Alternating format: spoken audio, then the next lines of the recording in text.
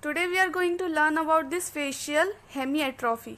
Let us break this. So this facial is indicating is nothing but face. So here the face will going to be involved, and hemi means half. Hemi means half, while atrophy means wasting of muscles and fats over that part of the face. So this facial hemiatrophy is nothing but muscle and fat wasting of half of the face. So let us see what it is in detail.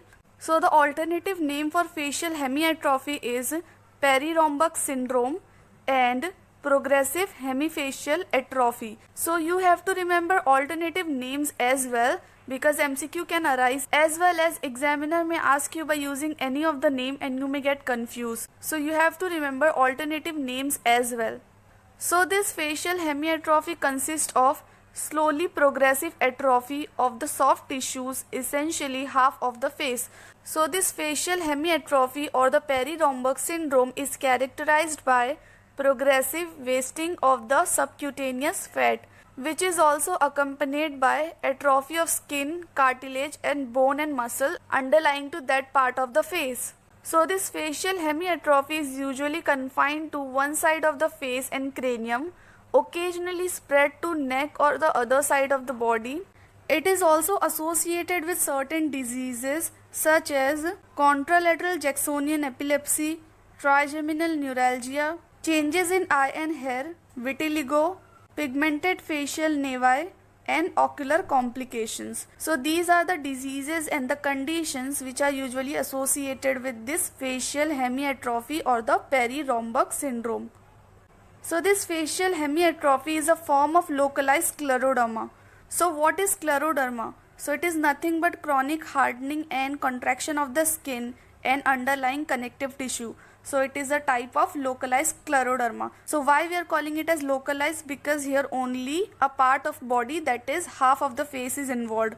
And in this facial hemiatrophy, the evidence for scleroderma is proved by presence of anti-nuclear antibodies into the patient's serum. Now let us see what are the different etiologies for this perirhombic syndrome or the facial hemiatrophy.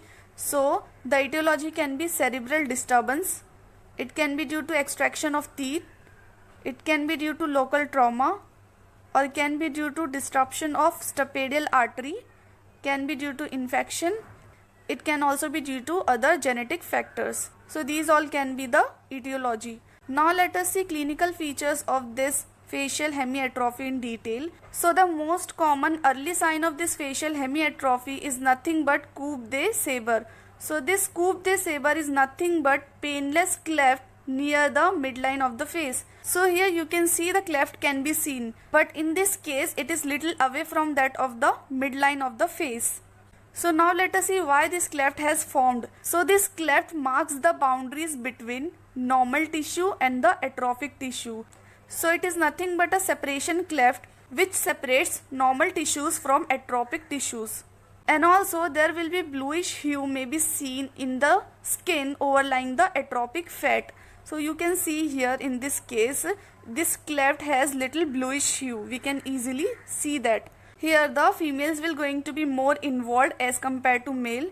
Here the left side of face will going to be more involved as compared to right side, and it is usually occur in first and second decade of life, that is between the 8 years to 20 years of age.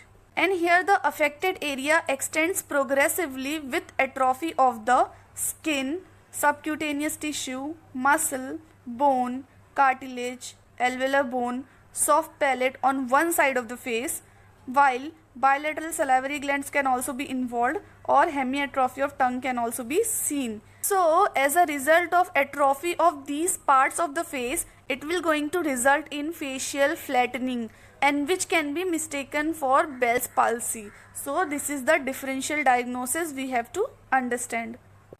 Now let us see what are the different oral manifestations can be associated with this facial hemiatrophy or perirhombic syndrome. So here what we will see, there will be incomplete root formation, there will be delayed eruption, there will be severe facial asymmetry, there will be difficulty with mastication.